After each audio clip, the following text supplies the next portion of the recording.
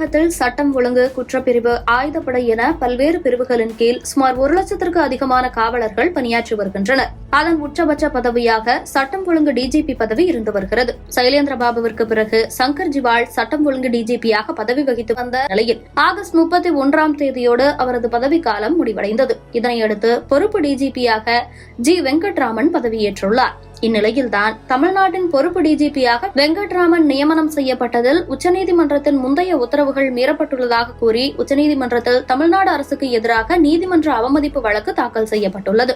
பொதுவாக டிஜிபி நியமனத்திற்கு உச்சநீதிமன்றம் பல்வேறு விதிமுறைகளை வகுத்துள்ளது. அதன்படி 30 ஆண்டுகள் பணியில் உள்ள அதிகாரிகளின் பட்டியலை தற்போது பணியில் இருக்கும் டிஜிபி ஓய்வு பெறுவதற்கு 6 மாதங்களுக்கு முன் மத்திய அரசு பணியாளர் தேர்வாணையத்திற்கு அனுப்ப வேண்டும். மத்திய அரசு பணியாளர் தேர்வாணையத்தின் குழு இந்த பட்டியலை ஆய்வு செய்து தகுதியான 3 பேரின் பெயர்களை மாநில அரசுக்கு பரிந்துரைக்க வேண்டும். இந்த 3 அதிகாரிகளில் ஒருவரை அரசு டிஜிபியாக நியமிக்கும். இதற்கு தமிழ்நாட்டில் தகுதியுள்ளவர்கள் பட்டியலில் புதிய டிஜிபியாக சீமா அகர்வால், ராஜீவ்குமார், சந்தீப் ராய் ரத்தோர், வன்னிய பெருமாள், மகேஷ்குமார் அகர்வால், ஜி வெங்கட்ராமன், வினித் வாண்டே மற்றும் சஞ்சய் மாத்தோர் ஆகியோர் இடம்பெற்றிருந்த 10 பேர் கொண்ட பட்டியலை தமிழக அரசு அனுப்பியதாகவும், ஆனால் தேர்வாணையம் இன்னும் எந்த பதிலையும் அனுப்பவில்லை எனவும் சொல்லப்படுகிறது. இந்த நிலையில்தான் தமிழகத்தின் சட்டம் ஒழுங்கு பொறுப்பு டிஜிபியாக ஜி வெங்கட்ராமன் நியமிக்கப்பட்டுள்ளார். இதற்கு பல்வேறு விமர்சனங்கள் எழுந்து வருகின்றன. சீனியாரிட்டி பட்டியலில் முதல் 8 இடத்தில் இருப்பவர்களை விட்டுவிட்டு 9வது இடத்தில் இருப்பவரை பொறுப்பு டிஜிபியாக நியமித்தால் போலீஸ் துறை எப்படி விளங்கும் என்று தமிழ்நாடு பாஜக முன்னாள் தலைவர் அண்ணாமலை கேள்வி எழுப்பியிருந்தார். 6 மூத்த காவல்துறை அதிகாரிகளை பைபாஸ் பண்ணி சீனியாரிட்டி ஆர்டர்ல 7வதாக இருக்கக்கூடிய திரு வெங்கட்ராமன் அவரை பொறுப்பு டிஜிபியாக இந்த பணியில் அமர்த்த வேண்டிய கட்டாயம் என்ன, அவசியம் என்ன? அதனால இன்னைக்கு தமிழகத்தினுடைய பொறுப்பு டிஜிபி காலையில அந்த பொறுப்பேற்கக்கூடிய விழாவில் 8 டிஜிபி பங்கேற்கல. அவருக்கு மேல சீனியாரிட்டியில் இருக்கிற 6 பேரும், அவருக்கு கீழே இருக்கிற 2 பேர் 8 டிஜிபி புறக்கணித்திருக்கின்றார்கள். எப்படி காவல்துறையில சட்டம் ஒழுங்க நம்ம காப்பாற்ற முடியும்?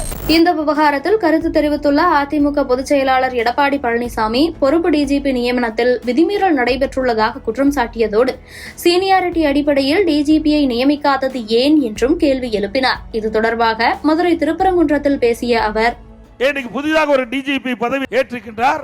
அந்த தகுதியின் அடிப்படையில் அவர்கள் நியமிக்கவில்லை.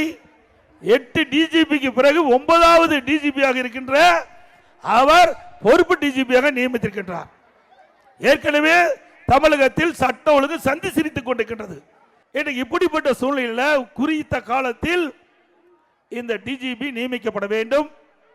இந்த டிஜிபி ஓய்வு பெறுகின்ற நாள் இந்த அரசுக்கு தெரியும். அப்படி இருந்தும் இந்த அரசு வேண்டுமென்றே திட்டமிட்டு தங்களுக்கு வேண்டியப்பட்டவர்களை நியமிக்க வேண்டும் என்ற ஒரே காரணத்திற்காக அவர்கள் இந்த டிஜிபி நியமனத்திலே சரியாக நடந்து கொள்ளவில்லை.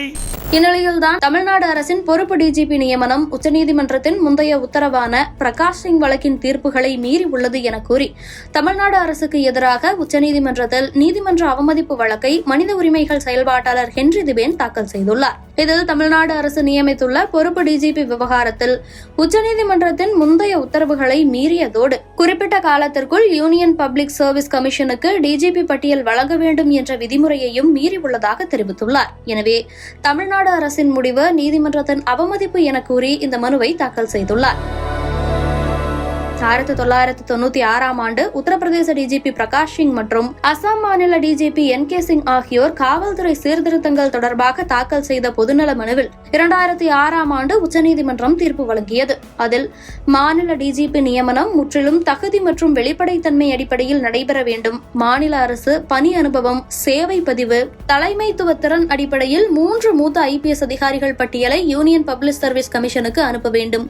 ஓய்வு பெற்ற தேதி சேர்க்கப்படாமல் நியமிக்கப்படும் டிஜிபிக்கு குறைந்தபட்சம் 2 ஆண்டுகள் பதவிக்காலம் உறுதி செய்யப்பட வேண்டும்.